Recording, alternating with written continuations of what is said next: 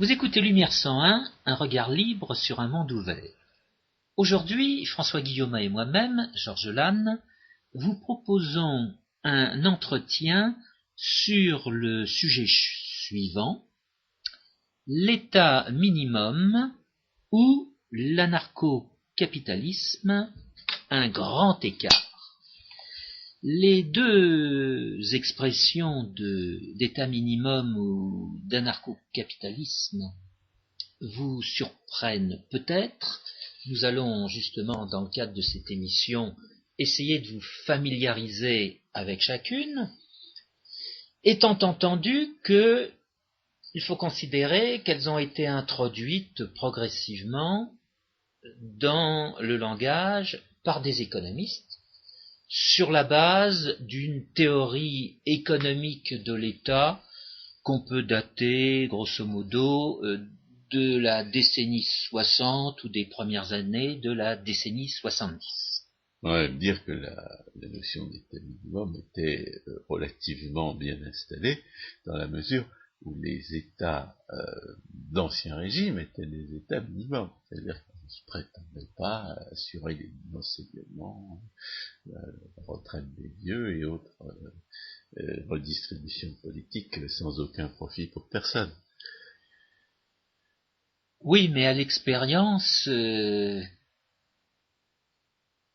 c'est en empruntant à ce vocabulaire économique que des historiens vont peut-être faire des arabesques sur le sujet, ou que des juristes vont reprendre la balle au vol et, disons, déformer avec leurs concepts les deux concepts d'état minimum et d'anarcho-capitalisme. Moi, ce qui m'avait frappé, c'est la folie française.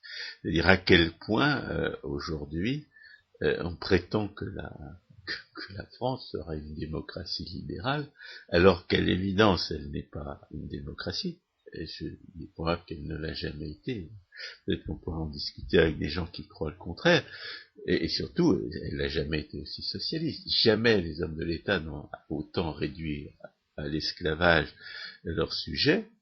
Et il faut être fou pour parler de démocratie libérale à propos de la France. Or, ce qui frappe, c'est à quel point cette folie est répandue. Oui, mais cette folie va amener certains commentateurs ou certains hommes de premier plan à ne pas utiliser les expressions d'état minimum ou d'anarcho-capitalisme, mais à faire référence à l'un la démocratie politique, l'autre la démocratie d'opinion, un troisième la démocratie directe, un quatrième la démocratie libérale, etc. Il est probable que si la démocratie était directe, elle serait plus authentique. Moi, ce qui me frappe, disons, étant donné les réflexions qui me sont venues depuis un petit peu moins d'un an, c'est finalement à quel point on peut être dupe de cette prétendue démocratie libérale à partir du moment où on accepte les prétendus principes de l'État minimum. Ce qui m'avait pas frappé auparavant, et ce qui me frappe, et uniquement en tant qu'anarcho-capitaliste, parce qu'il m'a semblé que les adeptes de l'État minimum ne s'en rendaient pas compte, c'est à quel point on peut croire que les hommes de l'État se soumettraient eux-mêmes à des principes, alors qu'il devrait être absolument évident qu'ils font n'importe quoi. Et nous avons... Et ça, j'ai vraiment eu l'impression qu'il fallait être anarcho-capitaliste pour s'en rendre compte, et que tous les gens qui se disent anarcho-capitalistes ne s'en rendent pas compte. D'où cette idée de montrer qu'il existe un grand écart, qu'il y a une différence radicale entre l'état minimum et l'anarcho-capitalisme, que l'anarcho-capitalisme n'est pas ce vers quoi les principes libéraux tendraient, mais quelque chose qui est totalement différent et qui ne reconnaît pas les prétendus principes de l'État minimum. Et si François et notamment les prétendues libertés publiques. Dans dans l'anarcho-capitalisme, ce qu'on appelle les libertés publiques, ne sont qu'un sous-produit du véritable principe politique normatif qui est le droit de propriété. Et François, si vous dites ça, c'est que vous avez eu l'occasion de côtoyer des juristes, et à cette occasion, vous avez pu constater un certain laisser-aller dans les bons concepts. Non, ils avaient l'air de penser que l'État ne discriminait pas entre les citoyens. Les hommes de l'État pseudo-démocrates et socialistes passent leur temps à voler les uns dans l'illusion de profiter aux autres. Et c'est absolument tout sauf de la non-discrimination. Vous venez d'utiliser une expression, celle de liberté publique, qui est souvent utilisée par les juristes, mais qui est étrangère au vocabulaire digne de ce nom des économistes. Alors, évidemment, ils passent leur temps à définir des catégories, et des catégories qui, à l'évidence aujourd'hui, sont raciales, puisque en termes de prétendue liberté d'expression, et sous prétexte d'un prétendu ordre public qui est depuis longtemps bien oublié, eh bien, en matière de liberté d'expression, il y a un racisme institutionnel en France. Nous avons eu l'occasion la semaine dernière de voir monter en épingle une expérience de ce genre. On attendra la conclusion pour en dire davantage. Dans cet ordre d'idées, bon, qu'est-ce que l'on peut ajouter en préalable? Pour ma part, je dirais que l'expression anarcho-capitalisme est un petit peu barbare, et des commentateurs qui se veulent économistes hésiteront à l'utiliser. À l'inverse, l'expression état minimum semble très simple. Non, mais je dirais, Hermann Hoppe parle de société naturelle à propos de l'anarcho-capitalisme. Il considère qu'une société naturelle, une société politique naturelle, elle est faite de propriétaires et d'associations de propriétaires, et qu'à partir du moment où il n'y a aucune violence agressive, c'est comme ça que la société va être organisée. Certes, mais moi je prendrais l'exemple d'un petit billet que j'ai retrouvé dans mes archives qui date de décembre 1999, à l'occasion d'un débat qui était organisé par la Revue des Deux Mondes, qui fêtait alors ses 170 ans.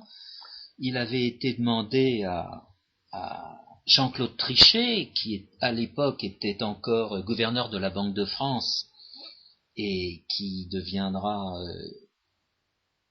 5 ou 6 ans plus tard gouverneur de la Banque Centrale Européenne, il lui avait été demandé s'il estimait que nous étions entrés dans un monde où le débat sur l'économie est désormais interdit.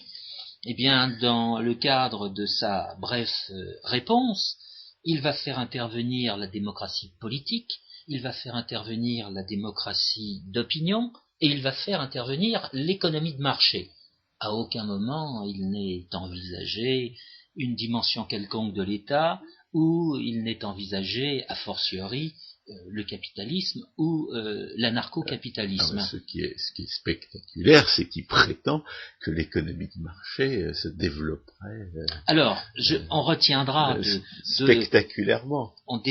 On retiendra de son, c'est la de folie sa brève, française. C'est la folie française.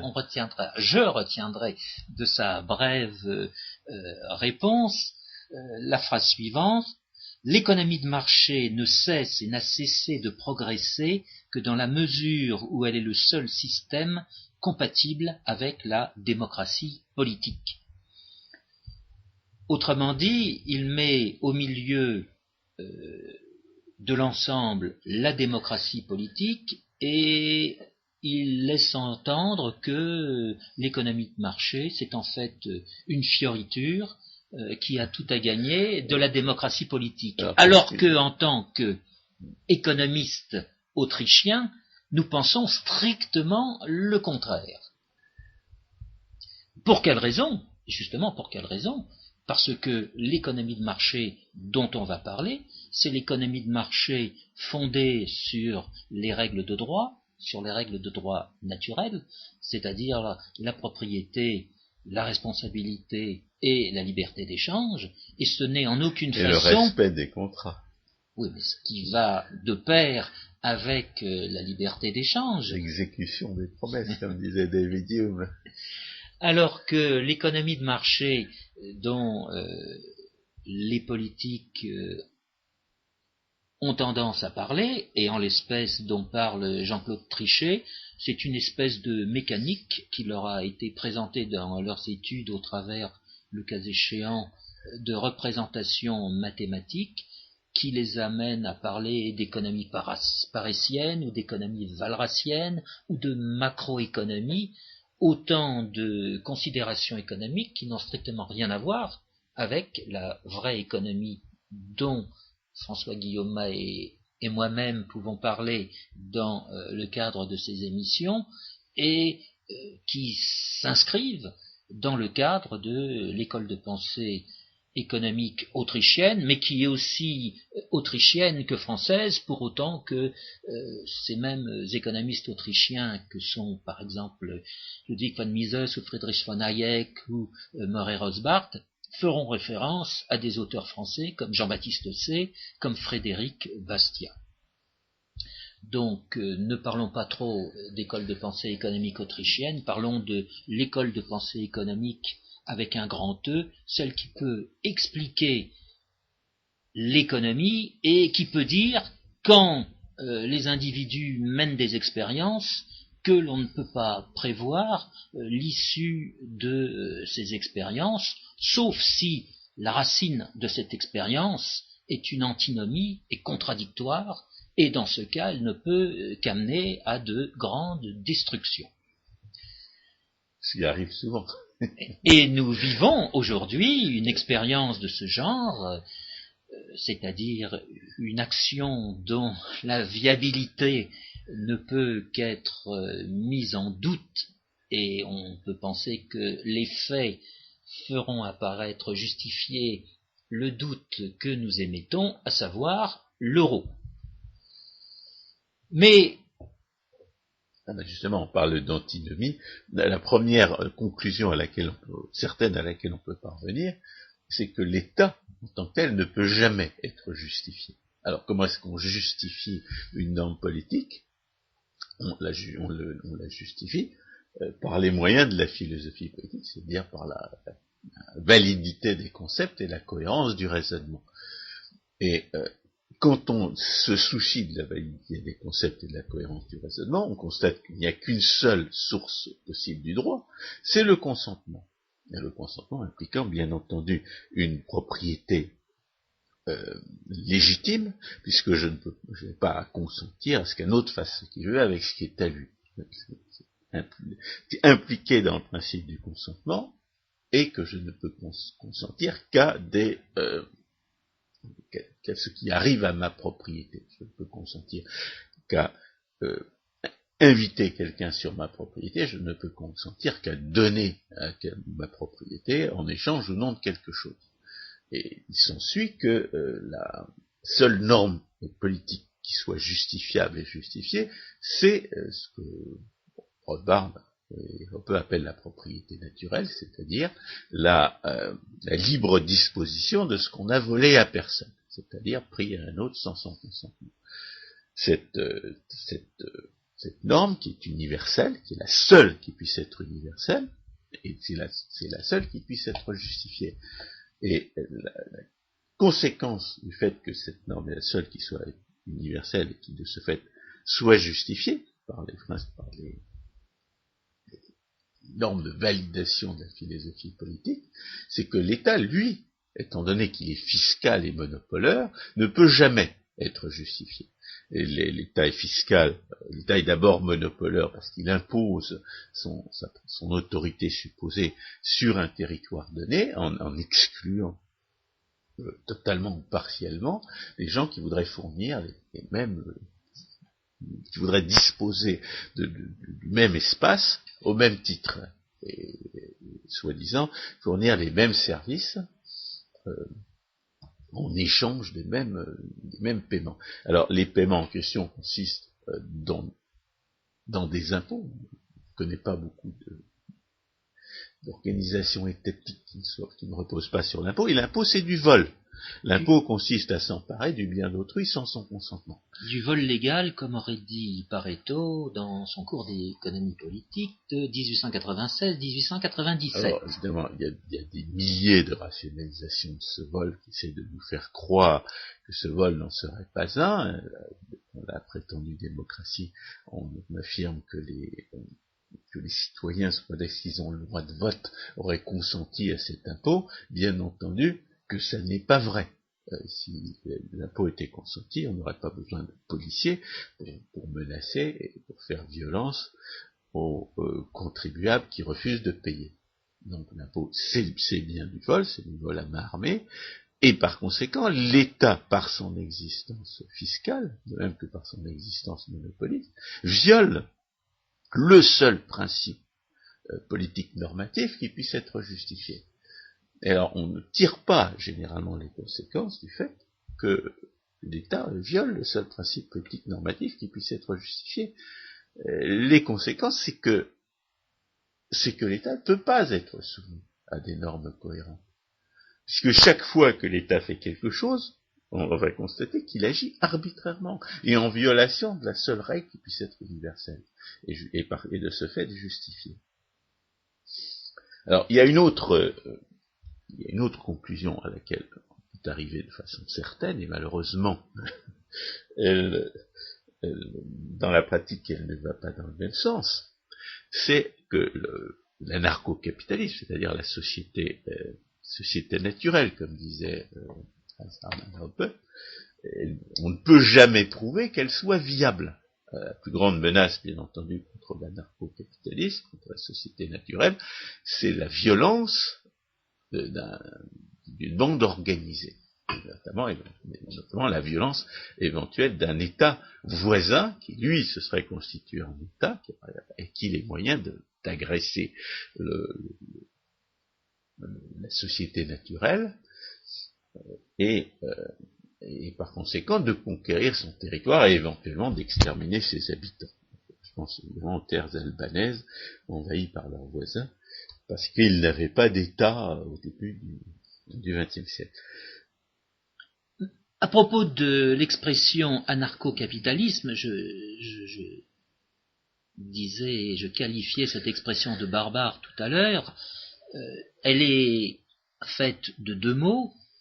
Le mot capitalisme, riche de définitions, riche de débats, et d'anarchisme, lui aussi riche de définitions et riche de débats.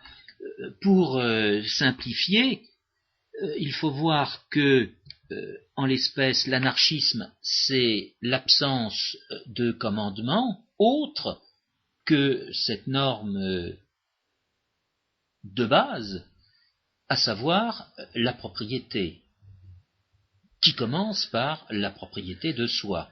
D'autre part, s'agissant du capitalisme, à la base de ce capitalisme, il y a la reconnaissance du fait que on ne fait rien sans rien et que toute action suppose d'utiliser un bien durable. Ce bien durable sera dénommé capital. Et ce bien durable n'est pas quelconque, c'est un bien durable que nous avons en propriété et qui va nous permettre d'agir. Autrement dit, l'anarcho-capitalisme, ce n'est rien d'autre que la mise en perspective de l'action humaine avec ses paramètres de base qui sont l'absence de commandement, ou si on préfère, le libre arbitre de chacun, et de l'autre, la reconnaissance du fait qu'on dispose de ressources fondamentales.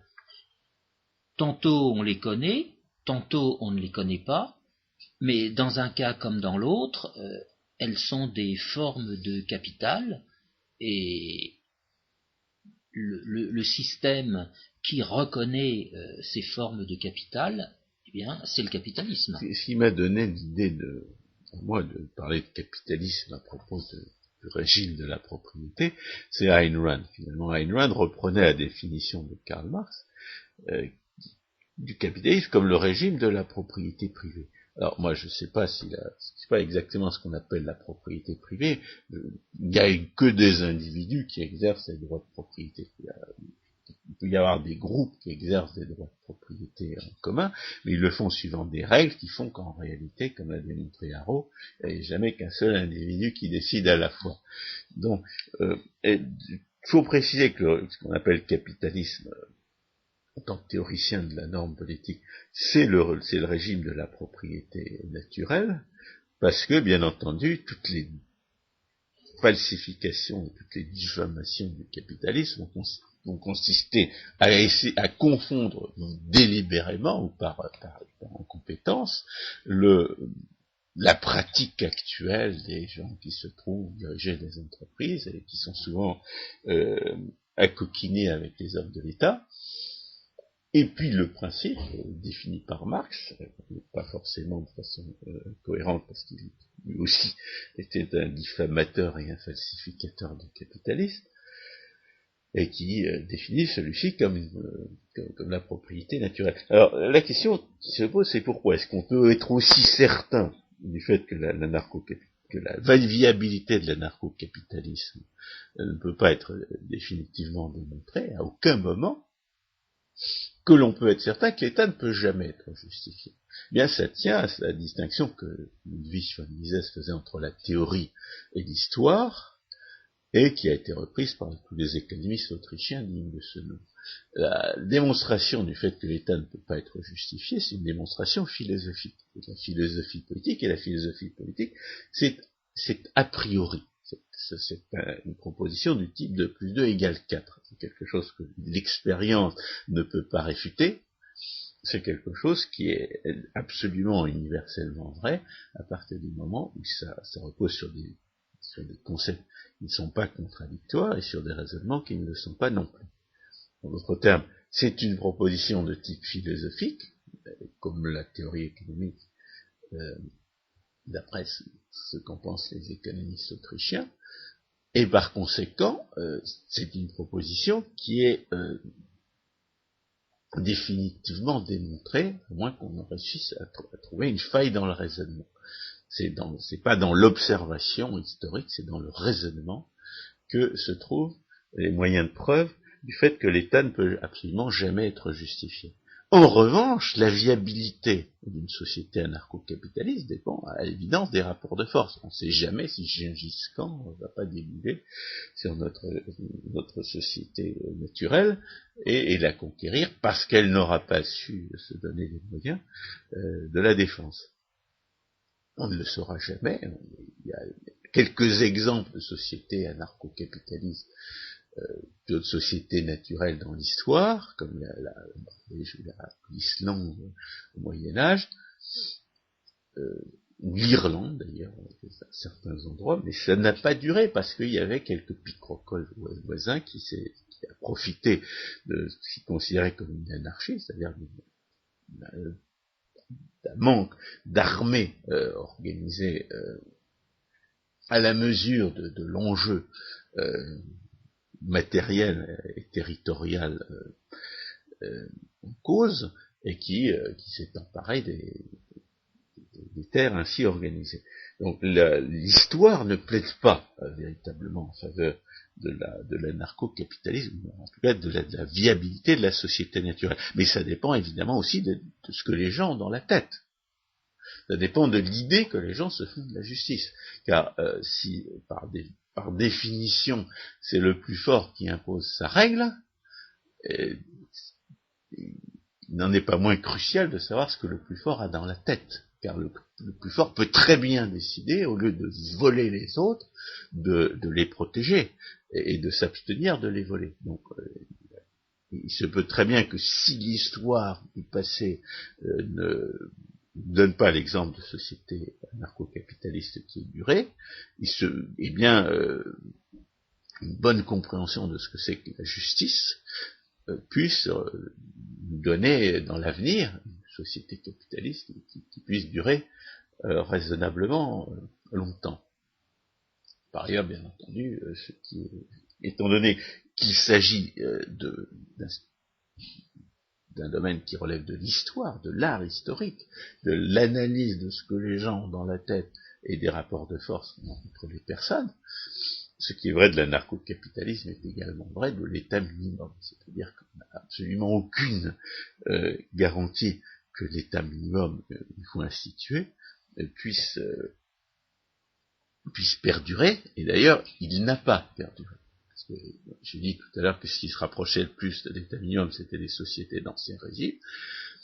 Elles ont dégénéré dans un système, la France en particulier a dégénéré dans un système redistributif, et par ailleurs, ce système redistributif est aussi absurde que celui qu'on a aujourd'hui, mais moins ruineux, étant donné qu'il volait 15% de la production de l'époque, pour autant que l'expression ait un sens. Ce système ruineux a été remplacé par un système encore plus ruineux, puisqu'aujourd'hui c'est pas 15%, mais 57% que les hommes de l'État volent à la population et les détruisent, puisque, en vertu de la loi de Bitur-Camembert, l'ampleur des destructions est égale en tendance à l'ampleur du pillage, de la prédation. Mais cette évolution vers un état qu'on peut commencer à dire maximum est bien datée désormais. Cela se produit au XXe siècle. À l'échelle de l'histoire, on peut penser que c'est un moment, très court, et que la tendance va s'inverser dans la mesure où il va y avoir une information qui va être donnée sur tous les dégâts que cette croyance dans un État omnipotent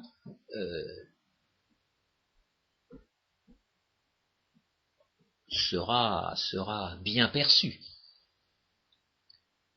Bon, alors comment est-ce que cet état minimum dégénère en état maximum? Parce que je veux dire, c'est bien de cela qu'il s'agit. Alors, on connaît depuis très longtemps l'invention des prétendus droits A. On connaît aussi le procès qui est fait à ce que j'appelle la pseudo-démocratie, ce que Hans-Hermann Hoppe appelle carrément la démocratie, c'est-à-dire le principe pourquoi la majorité aurait le droit de tout faire. Moi, ce que je l'appelle la pseudo-démocratie par opposition au marché, puisque le marché est la seule véritable démocratie. Il est 100 000 fois plus démocratique que n'importe quel système prétendument représentatif. Ce qui veut dire que si on veut vraiment que ce soit le peuple qui décide, la condition c'est que chaque fois que c'est humainement possible, c'est le peuple qui dépense lui-même son propre argent, qui achète lui-même les produits et de ce fait détermine l'état de la société.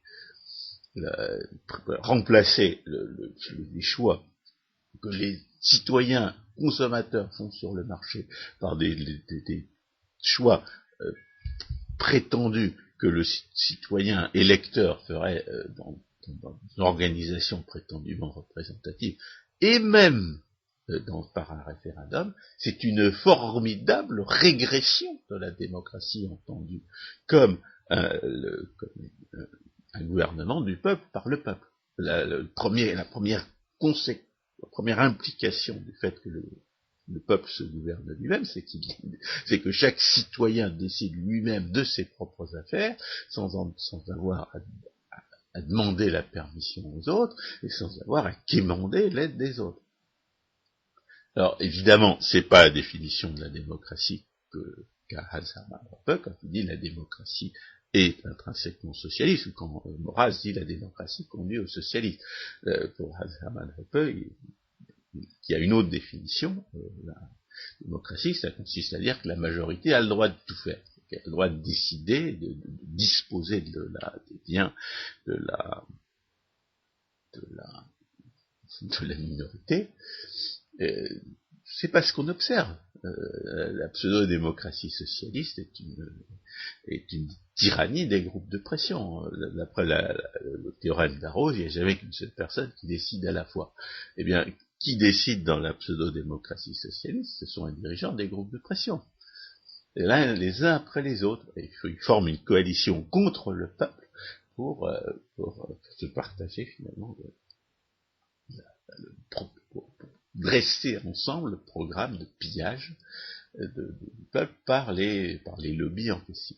La pseudo-démocratie socialiste faisant en sorte d'établir, entre guillemets, une concurrence entre ces groupes de pression, en faisant intervenir certains, en faisant entrer certains, et en faisant sortir d'autres. Ce qui compte dans la distinction, la définition de Popper et celle que j'ai mise en avant, qui est la définition étymologique, et qui par conséquent mérite quelques considérations, c'est qu'une vraie démocratie aurait dès le départ dû interdire tout droit civique à ceux qui vivent de l'argent de l'État. Les fonctionnaires, d'ailleurs au départ la Troisième République interdisait de voter aux militaires. Alors, cela, elle le faisait pour des raisons partisanes et idéologiques tout à fait indéfendables, mais elle mettait en œuvre un principe qui est fondamentalement justifié, à savoir que les gens qui vivent de l'argent de l'État ne doivent pas pouvoir déterminer le degré des dépenses publiques, puisque c'est de cela qu'ils vivent. On a fait toute une émission sur le conflit d'intérêts pour parvenir à cette conclusion. C'est-à-dire le conflit d'intérêts est reconnu dans les affaires privées, mais il ne l'est pas dans les affaires publiques. Les juges de la bureaucratie judiciaire de l'État sont à la fois jugés partis, comme par exemple ils persécutent un contribuable. Et bien entendu, les fonctionnaires sont à la fois jugés partis, quand on leur donne un prétendu droit de vote, qu'ils ne devraient pas avoir, pour déterminer quel va être le niveau des dépenses publiques. Donc, une vraie démocratie aurait une véritable faille dès le départ des démocraties qui ont été instituées. En France, la démocratie n'a jamais été qu'un prétexte pour permettre à des minorités agissantes de prendre le pouvoir et de l'exercer de façon totalitaire, soi-disant au nom du peuple. Mais dans d'autres pays où on prend au sérieux l'idée de ne pas gouverner contre le peuple, eh bien, c'est une faille monstrueuse et qui s'élargit évidemment de plus en plus, que d'avoir laissé quelques droits civiques que ce soit à ceux qui vivent de l'argent de l'État. Le moins qu'on devrait faire, évidemment, c'est de priver les fonctionnaires du droit de vote, sans parler de les rendre inéligibles, ce qui se fait partout ailleurs qu'en France. Mais là, on n'est pas là pour dire à quelles conditions la démocratie devrait fonctionner, mais pour dire que l'État minimum ne peut pas être soumis à des principes universels. On a vu l'exemple avec la liberté d'expression, qu'on prétend ériger en principe, même dans les termes ambigus, la déclaration des droits de l'homme et du citoyen, mais il y a eu plusieurs déclarations des droits de l'homme qui affirment la liberté d'expression. Je serais intéressé de savoir si, par exemple, le racisme institutionnel en matière de censure des opinions à la française est compatible avec la déclaration universelle des droits de l'homme, avec la charte européenne des droits de l'homme, j'en doute, mais de même que la bureaucratie judiciaire française applique de façon totalement différentielle sa législation soi-disant antiraciste, conduit à au racisme institutionnel dont je parle, rien n'empêche les bureaucraties judiciaires auxquelles on pourrait faire appel de trancher exactement dans le même sens. Car il y a des coalitions de fonctionnaires, qu'elles devraient être également interdites, qui conduisent, pour des raisons idéologiques, à appliquer le prétendu principe de liberté d'expression de façon totalement différentielle, suivant les modes du moment. Et la réalité, c'est que la liberté d'expression n'est pas un principe universel. Quand vous êtes chez vous, vous ne laissez pas n'importe qui dire n'importe quoi. Si vous n'êtes pas d'accord avec ce n'importe qui, vous ne lui laisserez pas dire ce n'importe quoi. Vous l'expulserez chez vous. Étant donné qu'il n'y a pas d'autre droit que le droit de propriété, vous avez parfaitement le droit de régler le discours des gens qui s'expriment sur votre propriété.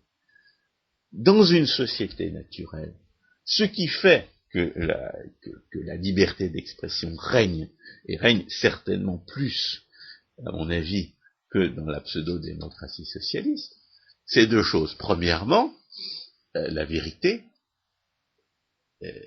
a une force morale qui fait que on hésite à interdire de la dire. C'est-à-dire que dès lors qu'un énoncé peut être démontré plausible, dès lors qu'il a une force morale en lui-même, eh bien même si ça ne plaît pas au propriétaire, le propriétaire étant responsable d'une certaine tendance à l'honnêteté, il va laisser dire des choses qui ne lui plaisent pas. Et il y a un autre fait qui est, lui, d'origine institutionnelle, c'est que dans une société naturelle, les propriétaires, et surtout les associations de propriétaires, n'ont pas de monopole territorial. Elles sont constituées d'ententes volontaires, et par conséquent, elles sont leur étendue géographique est limitée.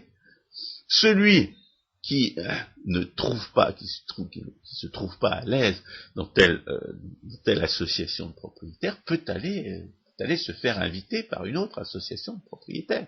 Il peut aussi vendre sa propriété et acheter une autre propriété dans une autre association de propriétaires dont les règles communes lui paraissent plus plaisantes.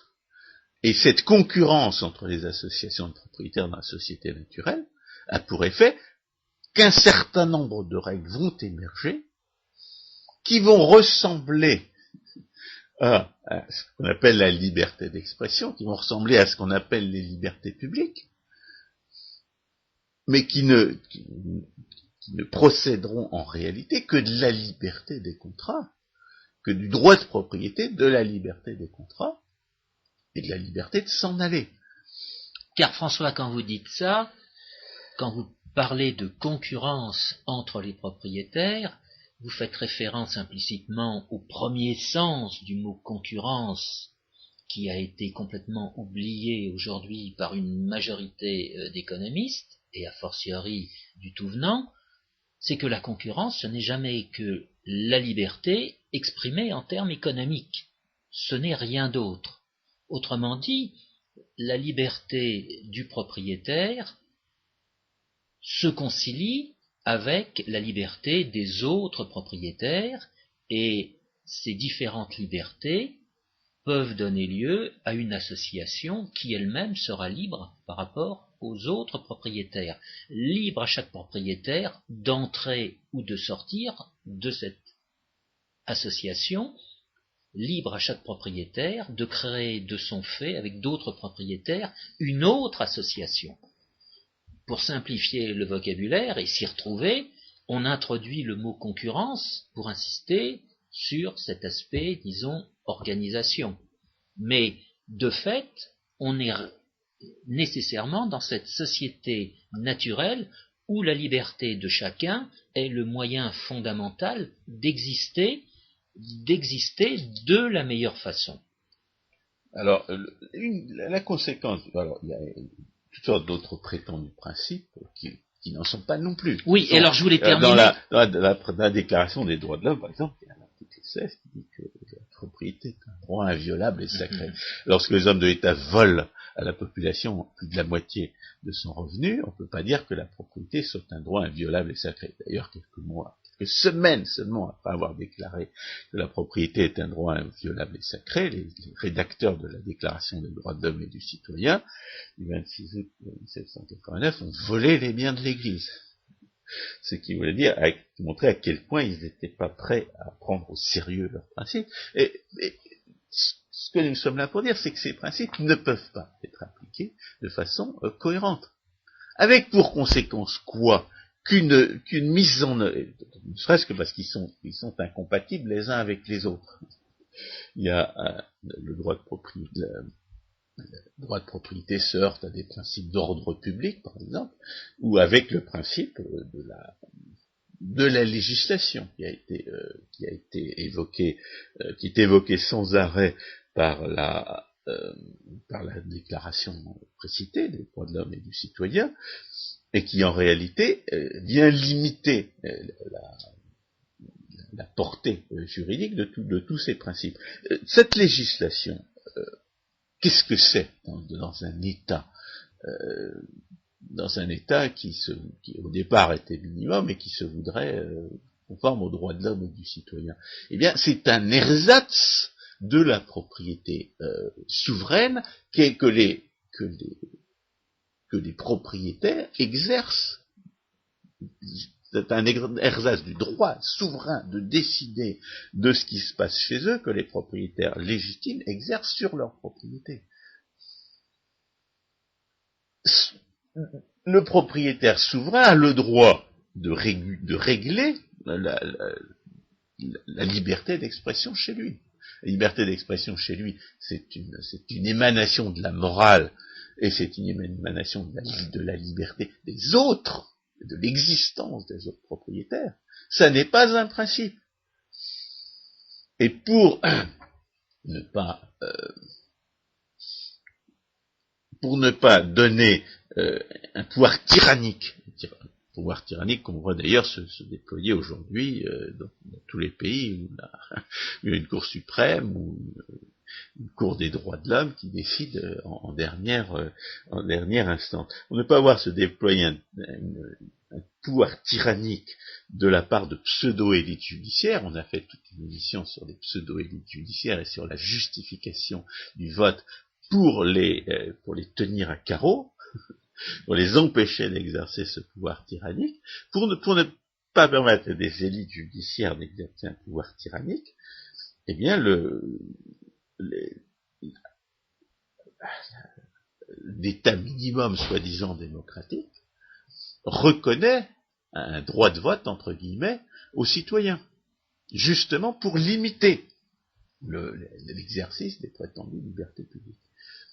Avec pour conséquence qu'il y a toujours un conflit entre les prétendus principes de l'État minimum, qu'il soit démocratique ou pas d'ailleurs. L'ordre public suffit à limiter la liberté d'expression. Qu'est-ce que c'est que l'ordre public? C'est quelque chose qui, encore une fois, n'a pas besoin d'être nommé par un propriétaire légitime, mais qu'on est obligé d'invoquer à l'encontre des libertés publiques dans un État minimum. Ça consiste à dire, nous, hommes de l'État chargés de faire respecter le droit, nous déclarons ne pas pouvoir faire respecter le droit dans la mesure où le souhaitent les citoyens, si ces citoyens ne se soumettent pas à des contraintes a priori. On a parlé tout à l'heure du racisme institutionnel en matière de censure dans la Ve République. Il ne faut pas oublier que ce racisme institutionnel, au départ, prend pour prétexte l'ordre public.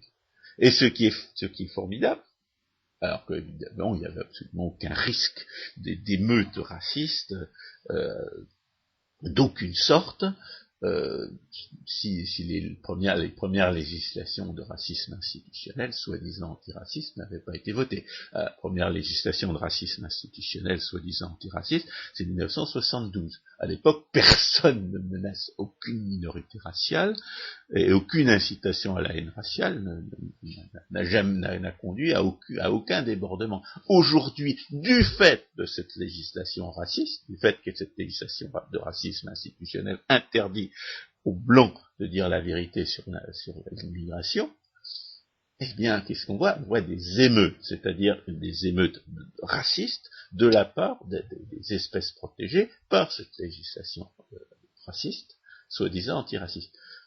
Le prétexte d'ordre public, rien n'est plus facile que de l'inverser. De même que l'antiracisme, rien n'est plus facile que de le transformer en racisme institutionnel, puisqu'il suffit de l'exercer de manière différentielle pour qu'il se transforme en racisme institutionnel, et qu'il ne peut pas s'exercer de manière différentielle. Il y a d'autres impostures qu'on nous sert et d'autres prétendus principes au fur et à mesure que l'État développe son pouvoir arbitraire, c'est par exemple la prétendue neutralité du service public. L'existence même il ne faut pas oublier que l'existence même du prétendu service public vise à voler les uns au profit des autres.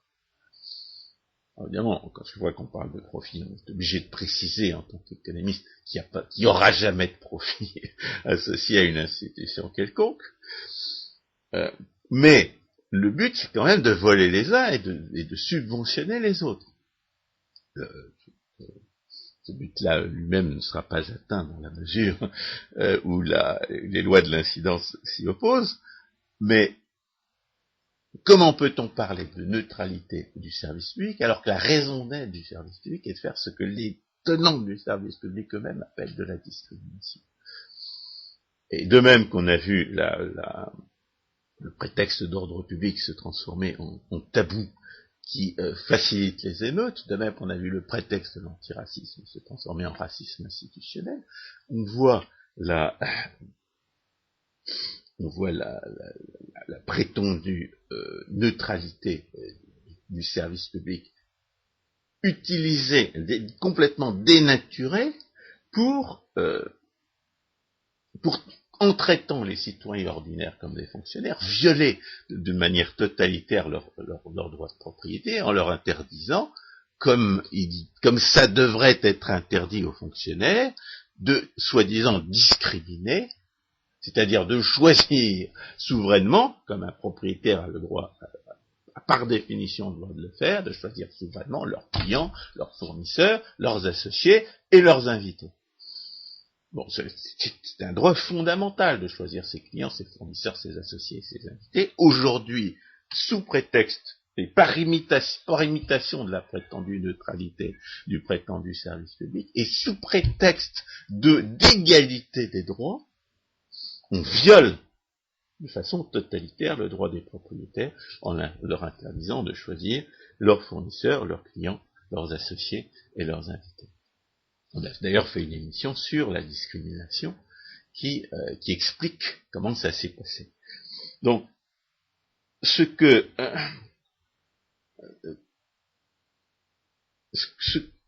qu'il s'agit de dire aujourd'hui, c'est que la dénaturation des principes de l'état minimum ne tient pas seulement à l'invention de prétendus droits là où il n'y en avait pas. À l'erreur fondamentale qui consiste ça tient effectivement à l'erreur fondamentale qui consiste à vouloir rendre universelles des normes qui ne peuvent pas l'être, mais ça ne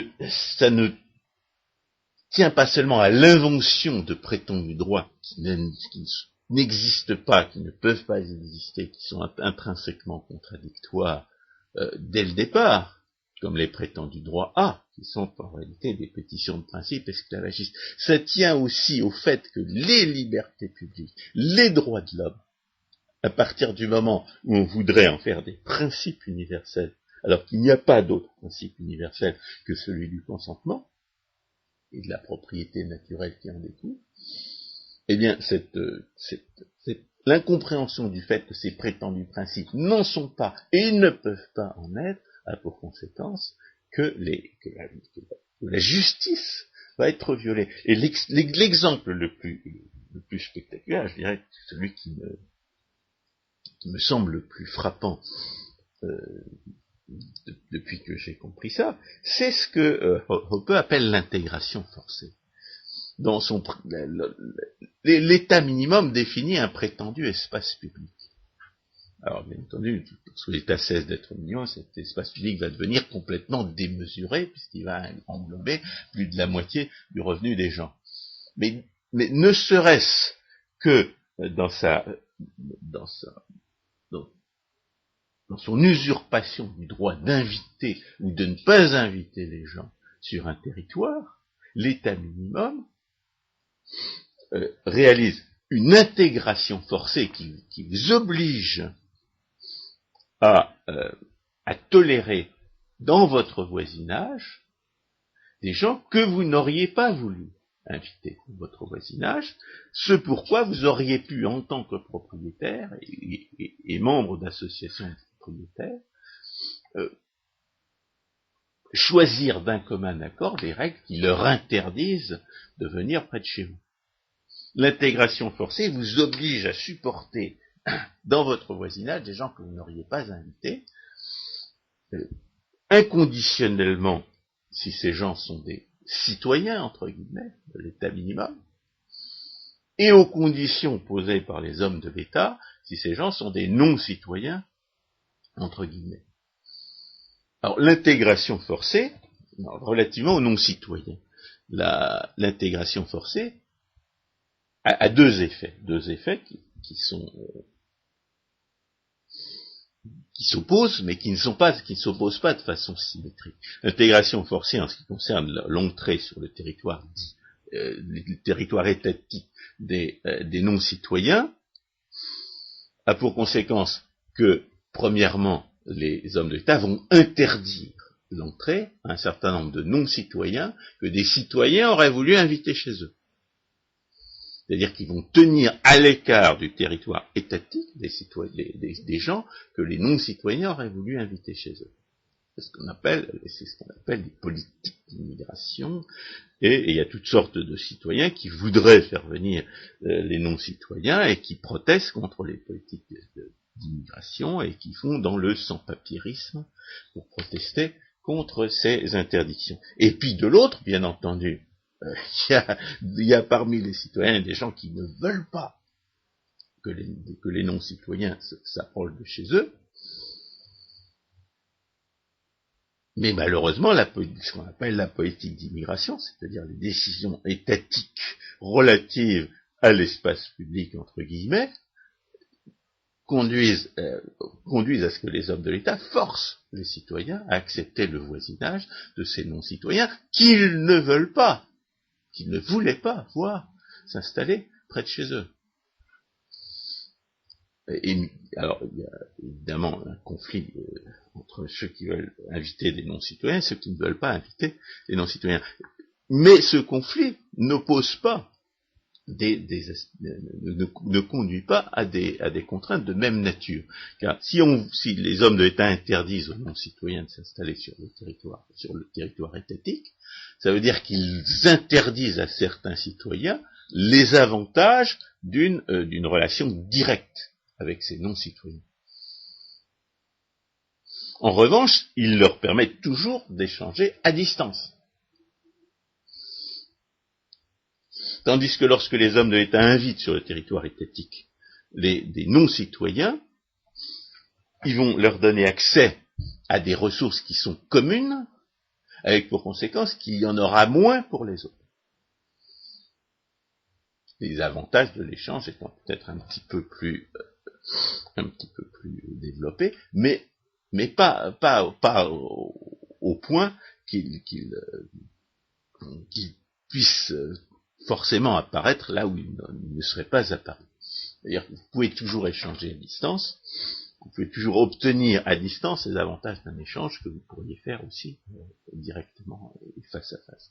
Donc il n'y a pas de symétrie entre les gens qui s'opposent à l'immigration et entre les gens qui voudraient plus d'immigration. L'immigration en tant que telle, décision est un désavantage net et il est apporté au débit de l'intégration forcée.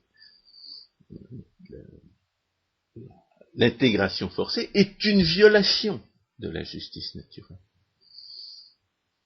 Lorsque les hommes de l'État vous forcent à accepter dans votre voisinage des gens que l'exercice légitime de votre propriété vous aurait permis de tenir à l'écart, eh bien, les hommes de l'État violent vos préférences, violent votre consentement, c'est-à-dire qu'ils violent la justice naturelle, avec pour conséquence paradoxale qu'un État qui interdirait l'immigration à certains individus peut très bien être moins violateur de la justice naturelle qu'un État minimum qui autoriserait toute immigration. C'est-à-dire que le paradoxe que j'ai développé dans un texte qui s'appelle « Il n'y a pas d'immaculée conception de l'État », le paradoxe, c'est qu'un État minimum qui se soumettrait à des principes universels peut très bien violer la justice naturelle davantage qu'un État qui interviendrait dans les domaines où serait interventionniste et arbitraire, et de ce fait arbitraire, dans les domaines où on le laisse agir. Alors, la conclusion, c'est quoi? C'est le grand écart que nous avons donné à cet échange. Oui, la conclusion, c'est que les prétendus principes de l'État minimum, étant donné qu'ils ne sont pas des principes, ne sont que des limites contradictoires et de ce fait en partie arbitraires, à l'arbitraire des hommes de l'État. Il ne faut pas les prendre pour argent comptant. On ne peut pas invoquer ces prétendus principes, ces prétendues libertés publiques, ces prétendus droits de l'homme, contre n'importe quelle décision des hommes de l'État, et comme nous l'avons affirmé à propos des référendums qui s'opposaient aux prétendues élites judiciaires, aux soi-disant élites judiciaires, on ne peut pas opposer ces principes à des décisions qui sont véritablement démocratiques. L'État, même minimum, viole intrinsèquement les principes de la justice naturelle, et la question se pose à ce moment-là de savoir si la violation sera pire lorsque les hommes de l'État agissent arbitrairement, reconnaissent, si j'ose dire, assument la nature arbitraire de leurs décisions, ou s'ils prétendent se soumettre à de prétendus principes qui n'en sont pas. En ce qui concerne l'enseignement, par exemple, aux États-Unis, il y a encore encore un débat sur ce que j'appelle pour ma part la génération spontanée, mais que la plupart des gens appellent la théorie de l'évolution. Et il y a des gens qui ont osé énoncer un certain nombre des objections qui s'opposent à la génération spontanée à l'intérieur des écoles. Les gauchistes, enfin les scientistes plutôt, en l'espèce, mais le socialisme est un produit du scientisme, ont essayé d'interdire l'enseignement de ces objections sous prétexte de la séparation entre l'Église et l'État. Parce que la séparation entre l'Église et l'État, c'est encore un de ces prétendus principes qui ont un sens dans l'État minimum, qui n'en ont absolument aucun dans la société naturelle.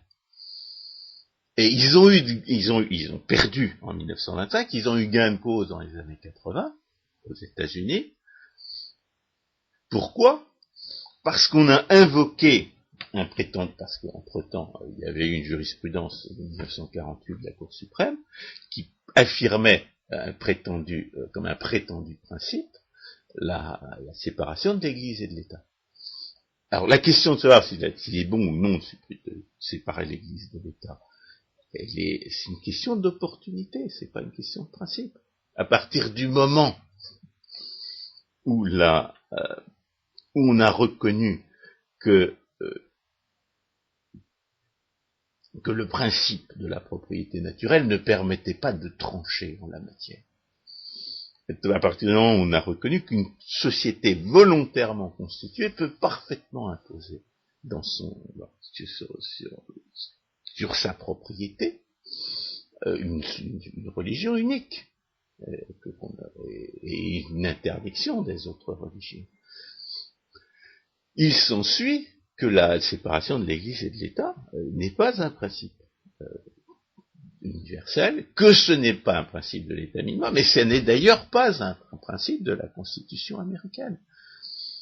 On ne parle aujourd'hui, c'est une construction jurisprudentielle arbitraire et contradictoire qui prétend séparer l'Église de l'État aux États-Unis. Le premier amendement à la Constitution, que l'on invoque soi-disant à l'appui de cette séparation, ne dit absolument pas que l'État doit être séparé de l'Église. Il dit le Congrès, c'est-à-dire le pouvoir fédéral, n'a pas le droit de s'occuper de ces questions-là. À l'époque, il y avait un tiers des États, des 13 États fédérés, qui avaient une religion officielle. Et ils ont continué à avoir une religion officielle jusqu'à ce que les pseudo-élites judiciaires inventent ce prétendu principe. Alors, le résultat, c'est quoi en matière d'enseignement? Eh bien, c'est que l'opinion majoritaire dans les écoles, dans la population, est bafouée dans les écoles. On enseigne aux enfants des choses que l'opinion ne croit pas. On refuse d'enseigner aux enfants, on interdit plutôt d'enseigner aux enfants des choses que l'opinion croit. En matière de génération spontanée, la population américaine est chrétienne à 80%. Donc elle pense, et elle a raison de penser d'ailleurs, que Dieu crée l'univers par un libre acte de sa libre volonté à tout moment. Que par conséquent, il peut parfaitement créer une espèce à tout moment si c'est la volonté qu'il a.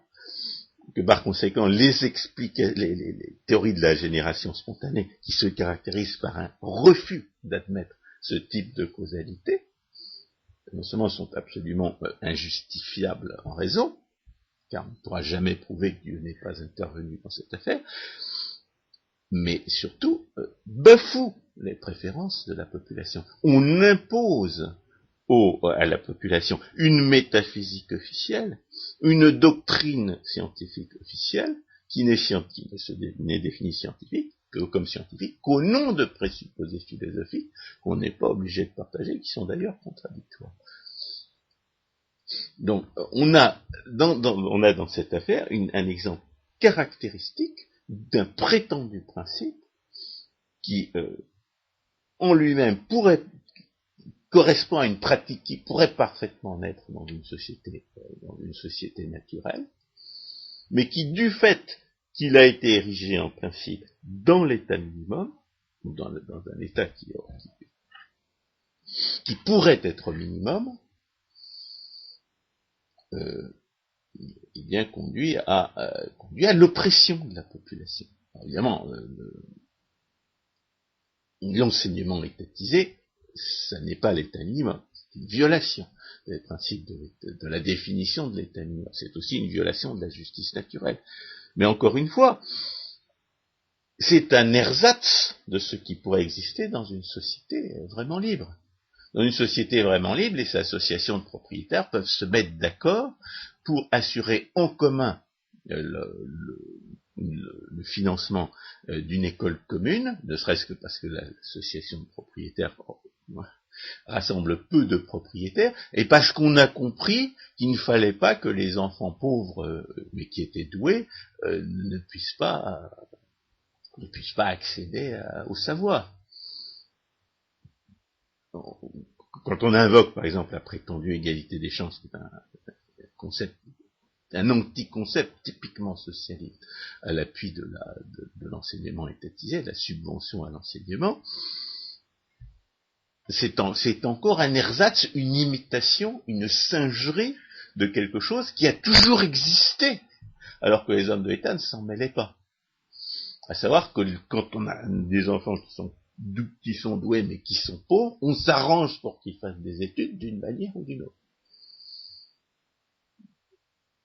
Mais aujourd'hui, bien entendu, étant donné que la raison d'être de la subvention à l'enseignement, c'est de laver le cerveau des gens dans l'idolâtrie de la violence d'État, eh bien,